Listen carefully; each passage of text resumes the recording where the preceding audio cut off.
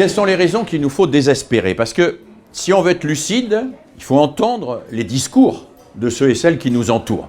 On a besoin de les entendre pour les comprendre et pour y répondre, mais pour les comprendre, hein, pas simplement pour être réactif par rapport à eux.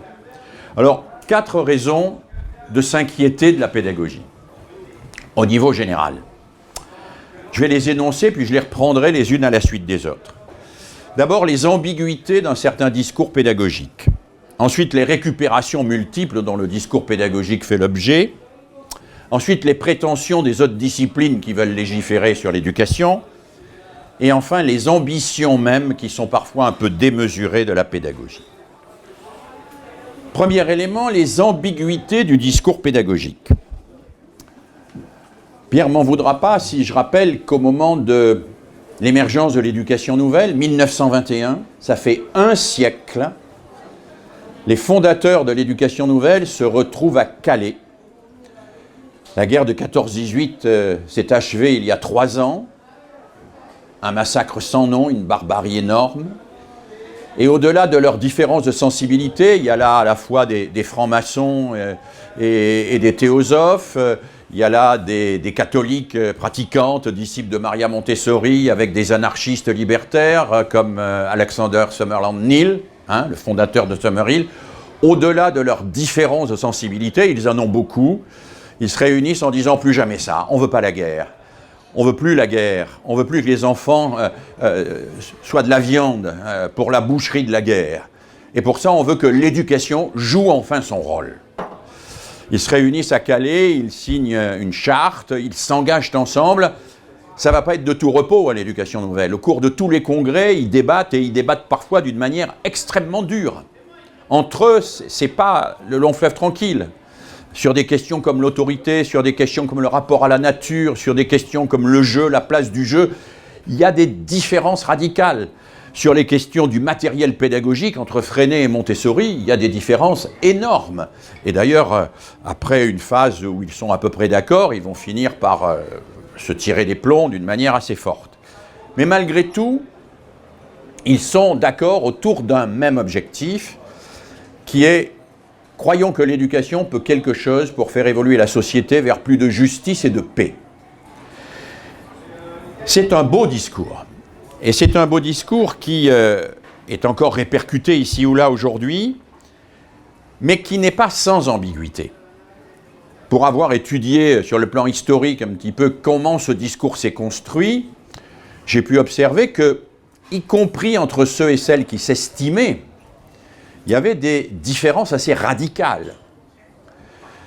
La manière dont Ferrière, qui est le président de la Ligue internationale de l'éducation nouvelle, conçoit le travail de groupe est une manière extrêmement libérale. Il dit qu'il faut que les élèves travaillent en groupe le plus tôt possible. Pourquoi? Parce que ça permet de faire émerger le plus rapidement les futurs chefs.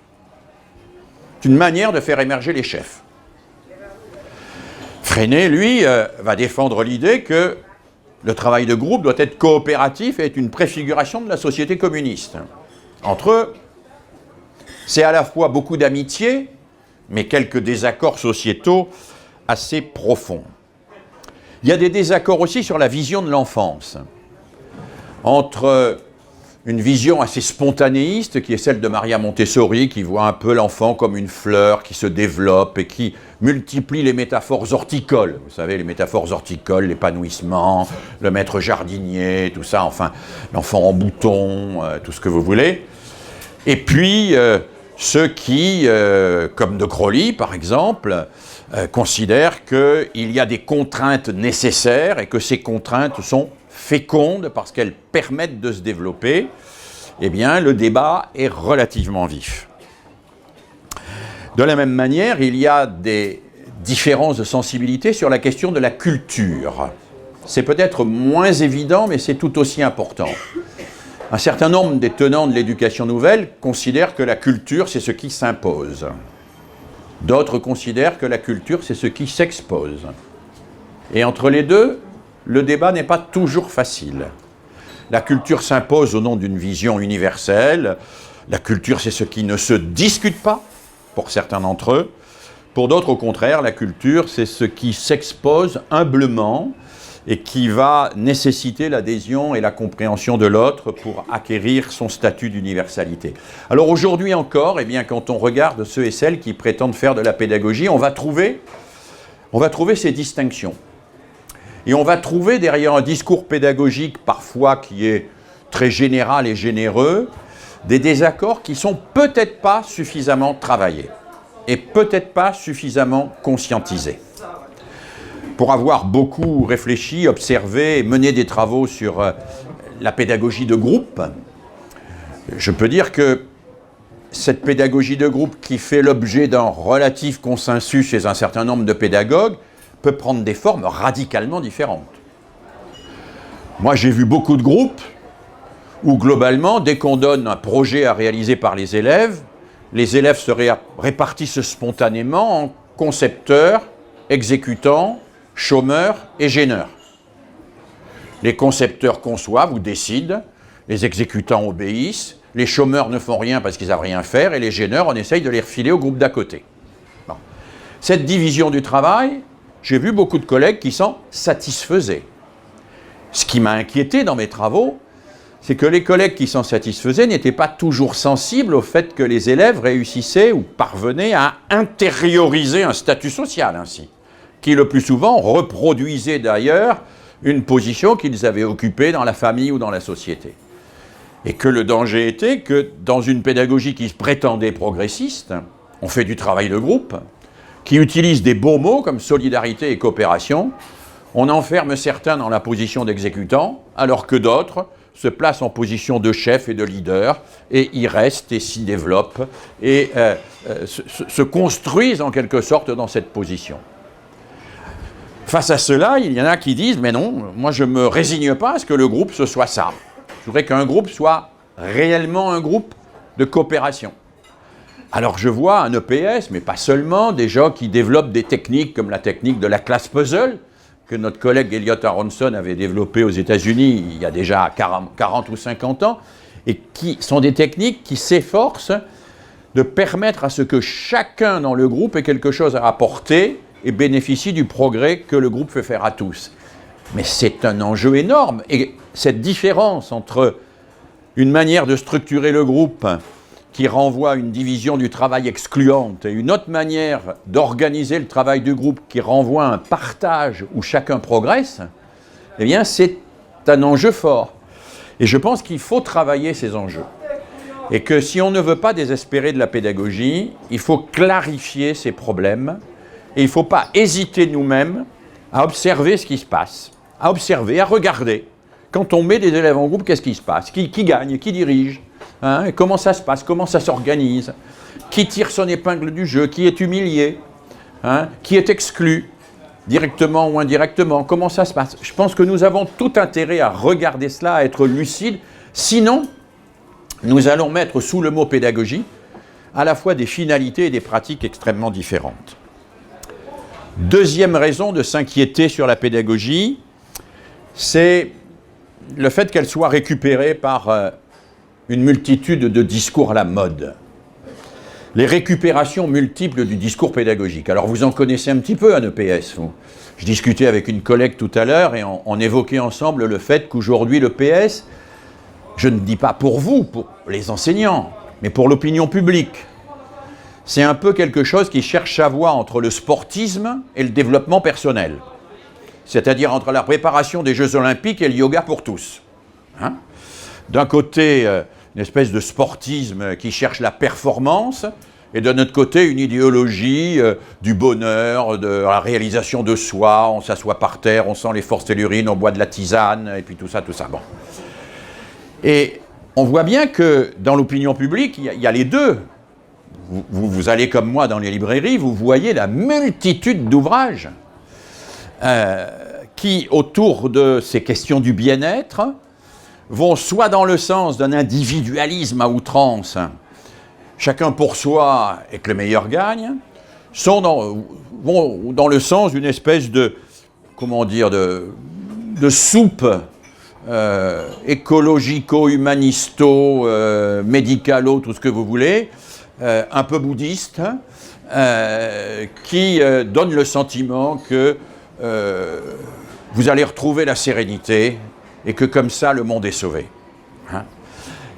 Oui, le PS est perçu un peu comme cherchant sa voie entre ces deux choses-là. Et vous risquez d'être perçu par les parents soit comme un entraîneur sportif, soit comme un coach de développement personnel. Hein?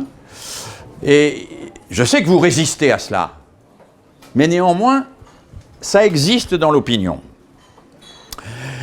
Par ailleurs, on voit bien que le discours pédagogique lui-même est un peu récupéré par toute une série de, on va dire, de propos un peu ici ou là, à droite à gauche. On voit que ce qu'on pourrait appeler rapidement le management néolibéral s'est emparé du discours pédagogique. La notion de projet, par exemple. Hein, elle s'est emparée de l'idée de l'autonomie, pour faire de l'autonomie quelque chose qui a plus de rapport avec l'individualisme qu'avec une autonomie solidaire.